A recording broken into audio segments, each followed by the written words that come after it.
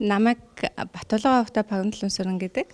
Би Америк нэгдсэн улсад охиныхоо гэрчлэгийг авж байна. Би манай нөхрийг Ганбаатар Өвтө Инх Мэнд гэдэг. Бид хоёрын энд мастерын зэрэгээр сурж байгаа. Тэгээд би хүүхдээ болохоор Америк нэгдсэн улс болон Монгол улсынхаа иргэн айл улсны хоёр иргэншилтэй байгаасаа гэж хүсдэг хүмүүсийн нэг. Яагаад гэвэл энэ манай хүүхд хоёр монгол хүнээс төрсэн хүүхд болохоор Монгол улсынхаа ч иргэн байхыг ер нь давуу талтай гэж боддог. Сайн байна уу, намайг Баяр сайхан Өвтө Инх бол гэдэг. Би эхнэр Ундрагийн хамт хоёр хүүхэдтэйг амьдардаг. 10 гаруй жил амьдарч байна.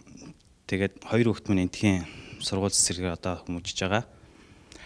Тэгээд 18-наас хүрэхээр хүүхдүүд маань аль улсын иргэн болох хэрэгээ өөртөө шийдэх болов гэсэн бодолтой байсан. Тэгэхдээ хэрэв Монгол Улсын маань засгийн газар дэмжүүлээд хоёр иргэншилтэй болох хуулийг дэмжүүл хүүхдүүд маань эртхэн гэсэн Монгол Улсын одоо өөрсдийнхөө шийдвэрийг эртхэн гарах бах. Тэгээс хоёр иргэншилтэй олчихно гэдэг чинь ихтгэл төгс Монгол Улсынхаа соёл уламжлалыг чсэн хүндэтгэн дээрэс нь хэл соёлоо илүү сурч боловсрч тэр хэрэг өөртөө уламжлалаа хадгалж явах болов гэсэн бодолтой байдаг. Тэгээд хүүхдүүд маань одоо Монгол цэцэрлэгт том хүүхд маань явдаг.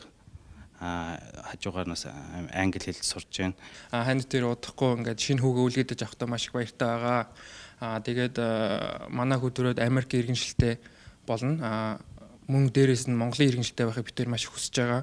Тийм учраас бид хоёр ингээд давхар иргэншилтэй байхыг айгүй хүсэж байна. Тэгээд анхүү хоёр иргэншилтэй буюу давхар иргэншилтэй болох санаачлагыг маш их дэмжиж байгаа.